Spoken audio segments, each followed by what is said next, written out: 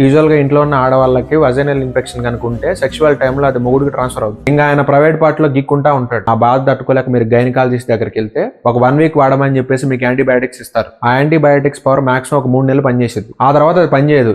ఎందుకంటే మనం పొద్దున్న లేచిన దగ్గర నుంచి తినే పిజ్జాలు, బజ్జీలు, పేస్ట్రీలు, ఐస్ క్రీములు, కూల్ డ్రింక్లు, షుగర్ వేసిన కాఫీలు, ఆనియన్ పకోడీలు, ఎంత చేత తిని వాటర్ తాగుతామంటే అది కూడా తాగం.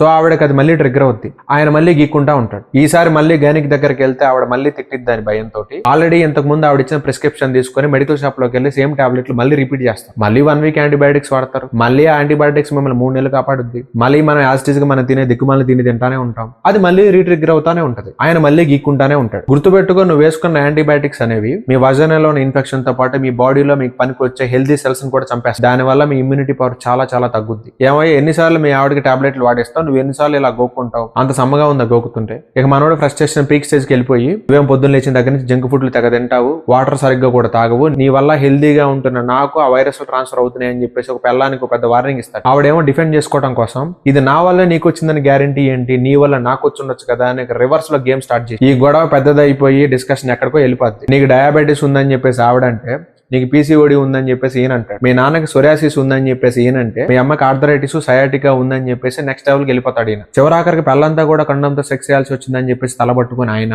నా బాధను అర్థం చేసుకోకుండా అండ్రాని మాట్లాడుతున్నామని చెప్పేసి ఆవిడ ఒక కింగ్ కాంగ్ గార్జిల్లా కొట్టుకుంటారు. దీన్ని సాల్వ్ చేయాలంటే ఒకటే మార్గం. ఫస్ట్ వాళ్ళు ఇచ్చిన మెడికేషన్ 1 వీక్ వాడండి. కోర్సు మొత్తం కంప్లీట్ అయిన తర్వాత మీ వాటర్ ఇంటేక్ 4 లీటర్కి పెంచండి. షుగరీ ఐటమ్స్ కంప్లీట్ గా 0 చేయండి. తగ్గించమని చెప్పట్లేదు, 0 చేయమని చెప్తున్నా. సాల్ట్ ఇంటేక్ 5 గ్రాములకు రిస్ట్రిక్ట్ చేయండి. ఆయిల్ లో ముంచి లేపిన ఏ ఐటమ్ తినడానికి వీల్లేదు. ఎస్పెషల్లీ లేడీస్ కి అయితే సింథటిక్ ప్యాంటీస్ అవాయిడ్ చేయండి. ఈ మెన్స్ట్రల్ ప్యాడ్స్ అనేది ఎక్కువసేపు అలానే పెట్టుకోవద్దు. ఒకవేళ మీకు పీసీఓడి ఇష్యూ లాంటిది ఉన్నా కూడా దాన్ని రివర్స్ చేసుకోండి. ఎందుకంటే దాని వల్ల కూడా మీకు ఇన్ఫెక్షన్ ట్రిగ్గర్ అవుతుంది. గుర్తుపెట్టుకో, మీ ఆవిడ వాటర్ సరిగ్గా తాకపోతే గీక్కోవాల్సింది నువ్వే. అందుకని ఈగో తగ్గించుకుని దగ్గర నుండి నువ్వే తాగించు.